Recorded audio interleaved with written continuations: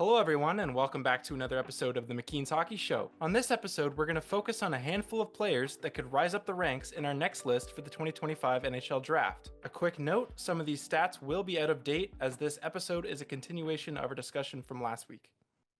I want to move on to a different category in our first round, which is potential risers, guys that could move up in the first round or into the first round. And the first name I want to talk about is Cameron Reid of the Kitchener Rangers. He was their first round pick last year. I think they have, one of the best groups from that age group with Tanner Lamb and Luca Romano. And once again in Kitchener, this happened last year. There wasn't a lot of expectations placed upon them, a lot of outgoings. I think they had like their top three scorers all leave. And I think they're the number one team in the OHL. They are as of this recording. And Cameron Reid leads the league in power play assists with 12. He's factoring in on something like a third of their goals, I think, in their past 12 games in which they've won 11. So definitely, everything's there for him to be a riser. And I just want to know what stood out to you about Cameron Reid and what are you looking for to improve in his game in order for him to be a riser? I mean, it's funny that we're talking about him now after talking about Schaefer because Reid has more of that explosiveness to how he uses his skating. He's more like a Hughes or like a Lane Hudson, and just the way that, he's just so explosive from a standstill. He's so agile in tight spaces. Just the way he's able to escape pressure is very, very impressive. And he's got this like go for it kind of attitude. He's a guy that loves to have the puck on a stick. He loves to push the pace offensively. He loves to take chances. And as we've seen this year so far, with a very high success rate, right? Like he's been able to minimize the number of turnovers. He's generating a lot of offense. He's playing off his teammates well, and it's resulting in a ton of production. Like this is a guy who's just been all over the place on the ice for Kitchener, but in a positive way. He's not getting beat that often. He's driving play up the ice. He's creating offensive opportunities out of nothing. It's all been very, very impressive, and I've actually find it quite funny compared to what he was like at the Helenka, where his role was a little bit different. Maybe there's a bit of nerves at the international level. His game was much more reserved. So I've really enjoyed watching him come out of his shell a lot so far this season, where he's the guy on that Kitchener blue line, and he knows it. He wants to be the guy, and he's really running with that opportunity. To talk about what we were just talking about with Schaefer, maybe there's a little bit more of that efficiency side of it with Reid. The way he plays right now, as successful as it is in Kitchener, he's not going to be able to play quite like that at the NHL level. And as we're seeing now with Hudson too, right? Like his first few games were exciting and thrilling, and then he's had to kind of figure some things out in the game since. He's had some issues in his own zone. Being a little bit more picky about when he takes his chances. So that is something I'd like to see a little bit more with Reid. See him. Yeah, I want to see the fun stuff too. I want to see the excitement. But I think throughout the course of the season, especially in games against really good teams, especially ones when it comes to like the playoff time, can he be effective in like one goal, like nothing games, right? I want to be able to see what he can do if he has to dial his game back a little bit, play a little bit more reserved, and how can he use his skating still as an asset in those sort of situations. But yeah, I mean, I was not expecting myself to like him as much as I do so far this season, but he's the guy that every time I check in, he just looks better and better. And I love the trajectory that he's on right now. What's it like for a player in an environment like he is? Like you're saying, he's the guy. It's certainly not a high pressure environment right now, at least, not to win. It would be great if they do. And I think, if they're still playing like they are, come playoff time, that will be the goal in mind. But yeah, like with Cam, there's not so much pressure as a guy like, say, Misa or Martone with those teams actively, in playoff mode. So when you're scouting someone like Reid, I guess you could describe it as has a longer leash. What are you looking for, and how do you watch them differently than someone on a team that's all in? Yeah, and the circumstances of the player is in are always a very important part of the equation. With Reid, I think he's making it work with what he has. You're right; he does have a longer leash to take more chances and play more creatively than he would in other environments. but I think that's a good thing for him. I think that the Kitchener team is kind of playing with like house money right now. Like you were saying, they're not a lot of expectations. So all the success they have is kind of a bonus. There's not a lot of pressure on them to succeed. So that's good. Um, you want to see a player take advantage of what he's been dealt, basically, right? Like if it's a high pressure situation, you want to see the player be able to survive that pressure and make it work. If it's a low pressure situation, you want to see the guy growing and taking chances and kind of like coming into a zone and assuming a leadership position. So there are benefits to both scenarios. You just want to see how the player, adapts to what they have in front of them. And with Reid, I think he's done a great job of it. He's really showing himself to be a leader on that club. He's really showing himself to be the guy on that blue line. And I think those are all good lessons for him. I think there's a lot that he can take from his situation. From one Bishop Kearney Selects alumnus to another, I know you were looking to talk about Jack Murtagh, a guy you're happy to sing the praises of. Yeah, yeah. I mean, we were talking about potential risers. Murtagh is a guy that did squeak into our first round, or the first version of our first round in McKeen's hockey, even though he hasn't played a lot this season. So yeah, I wanted to talk about him just because I think he's a guy that is going to win a lot of people over throughout the course of the season. We haven't seen him a lot because of injury, but he's a guy that has a lot to like about his game. He reminds me in a lot of ways of Ryan Leonard, who we've seen come through the U.S. National Team Development Program. Murtagh is there now. His game is all about the power and the speed and the strength as a winger. He's got good size. He's not like the biggest of guys. He's not necessarily the best of skaters, but he's very good in those areas. He really brings a lot of forecheck pressure. He's hard to slow down when he gets ahead of steam going. I think he's got a very good nose for the net. I think he's a pretty good shooter from what I've been able to see in limited viewings. I think he's someone that I think scouts really are going to like him more and more as we get to see him more and more this season. It's not the greatest year for the National Team Development Program, it's looking like. But they always have, prospects who get drafted. They always get a lot of attention from scouts. So a lot of people will be watching Murtagh and the rest of that team. But I think there's a very good chance that Murtagh could be the best player to come out of that class. Maybe not someone that takes over in the way that like Hagens did last year for that team, especially when it comes to international events. But I think Murtagh, there's just a lot of projectability to the NHL level.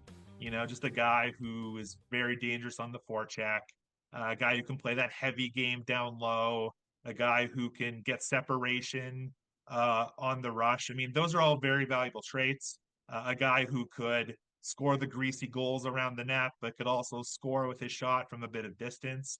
I think he could be one of those types of players. And depending on how he plays, once he's back to full health and has shaken off some of the rust, I mean, this is a guy who has the potential, at least, to move up quite dramatically on a lot of draft boards, including ours. I'm interested just because Will Moore is the only other name from the National Team Development Program currently in our first round, just how he compares to Murtagh. Yeah, with Moore, it's all about that long-term projection. He reminds me in some ways of like Michael Hage last year, where with Hage, you could see the tools that were there, but you were worried sometimes about the application or the blending of the different traits. Now with Hage, it was a slightly different scenario because he's coming off of injury and the tragic passing of his father over the summer. So it made sense why it was taking him some time to kind of find his game a little bit. With Moore, yeah, there's a lot of talent there. Like he's very athletic, like a natural athlete kind of guy. Um, Very good speed, very good conditioning. He's got some flash with the puck. He's got some flash with his skating ability and his hands. It just hasn't been a consistent application of all those traits. Sometimes you watch him and you can just see those flashes of what he could be if he gets to the point where he can take everything about his game and kind of maximize it on a consistent basis. I mean, we're talking about a guy who could be, a top six forward who plays with a lot of speed and a lot of skill and has some size that he can work with as well. There can be a lot of finesse to his game at times.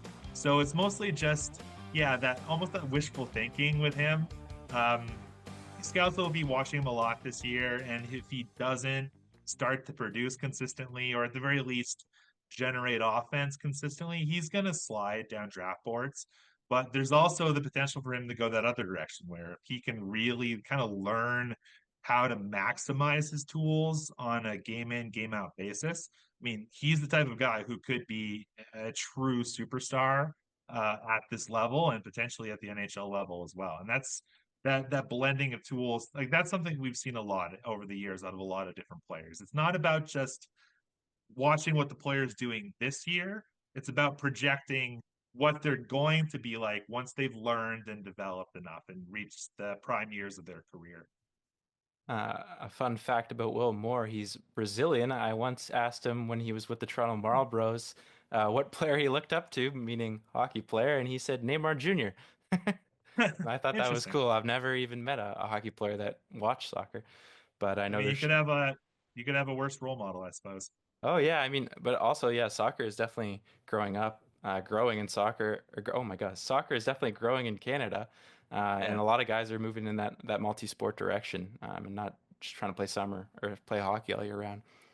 Hmm. But Derek, you cut your teeth scouting in Western Canada. Nathan Behm is one of the top talents coming out of Western Canada this year, the big winger on the Kamloops Blazers, with a little bit of finesse. And you mentioned him as somebody that could be on our first round very soon. And what's he got to do to get there? Yeah, he's someone that I had considered advocating for when we were building our first round, or sorry, the first edition of our first round of McKeen's. I wasn't, I didn't quite get all the way there just because I still wanted to see a little bit more with him. But he's a guy who is improving very quickly. And I think when it comes time to update our list, he's going to be someone that is pretty much a lock for our first round. Yeah, he's really making a lot out of the situation that he's in. In a lot of ways, he's very similar to Murtagh. You know, a bigger guy, good skater, good shot, but he's got maybe a little bit more of a finesse game and a little bit less power than Murtagh. But he can do a little bit of both, which is nice. You know, there are very few expectations on Kamloops this year, and I don't think they've been getting a lot of like attention from scouts either. Because when they hosted the Memorial Cup, they traded just an incredible amount of assets to add the likes of like Olin Zellweger to make their championship run. So there weren't a lot of notable high end prospects coming into that team in the last couple of years. So it's been a very pleasant surprise to see the way that he has just been taking ownership of what's going on in Kamloops right now. I mean, he's been their best player. He's one of the leading scorers in the WHL so far. He's producing a ton of points. He's looked very dangerous, very comfortable. And we were talking with Reid about opportunity, right? There's not really any expectations on Kamloops. There was the space for some players on that team to step up and earn more ice time and play a bigger role and be a leader. I certainly wasn't expecting Behm to be that guy this year to the degree that he has been, because he is still 17. But man, like he is really thriving in that situation, and his game still seems like it's got a long way to go, right? Like he still seems just a little bit, I don't want to say immature in some of the habits, but for lack of a better word, just some of the things he does, you can kind of see that he needs to grow out of them or do things a little bit differently. But there's a really good blending already of the skills that he has with the strength and the puck skill and the mobility. He's a good skater in a straight line. He's got pretty solid side to side mobility as well. I think he's showing a lot of promise as a playmaker, as a finisher. He's got a nice touch around the net. Like there's just a lot of parts of his game that are all growing at the same time. And he's blending those skills in a nice way. So he's someone that, yeah, has made fantastic progress last year compared to this year. And I think he's still just scratching the surface of what he's able to accomplish. And if a lot of scouts or just general like fans of junior hockey don't recognize his name yet, I think that's going to change pretty quickly. I want to talk a bit about the Blazers in general. Harrison Brunick was drafted by Pittsburgh and stayed a bit longer at camp than he was expected to. And of course, Logan Stankoven is a name that almost everybody in hockey should know by now. And he was definitely and will be in those lists about draft steals, and if he already isn't. So could you just speak about, yeah, their development and, you know, that this could be 3 years in a row that we could have a bit of a sleeper in the draft coming out of their program. Yeah, so it's a good point to bring up. And it's something that I actually think works really well in Behm's favor is that Kamloops has a good track record, right? They seem to have a very good understanding of how to develop young talent. Now, some programs just seem to have that on lockdown a lot better than others do. So we talk about the London Knights, for example. I mean, they produce more draft eligible talent than anywhere else. The Chicago Steel are another really good example of that. And you learn as a scout to really trust these programs. Just, I mean, you can't really deny the track record of success they have. And Kamloops has quietly been one of those kind of markets as well. They just have a really good understanding with that organization of how to get the most out of their players and how to prepare them for success. Brunick is a guy that I really liked last year. You know, he didn't get to play the full season because of injury, and then at the U18s, he wasn't quite playing in a role that he was used to, but I thought he made it work. I was a little surprised personally to see him slide to day two of the draft last year, just because I love the long term upside there. And I think he's another good example of just, you know, he came into that year without a ton of expectation and just kept rising and rising on draft boards because Kamloops just was figuring out a way to get the most out of him as a prospect and kind of set him up for long term future success. And we've seen him take that next step this year as well. So with Behm, I think it's going to be a similar sort of situation where, you know, we're already seeing some very early signs that are encouraging with his progress. And just knowing, you know, how good Kamloops is at developing prospects, I think there's a very good chance that Behm could keep making huge progress. And I think that's very, very exciting. It's definitely something to keep an eye on. And yeah, for him, I think he's in a great situation. So I hope he feels very lucky about what he's going through right now at Kamloops. Thank you for tuning into this week's episode. Don't forget to check out McKeensHockey.com for more prospect coverage, and tune in next week where Director of Scouting Brock Otten and I go over his projected Team Canada roster for the upcoming World Juniors.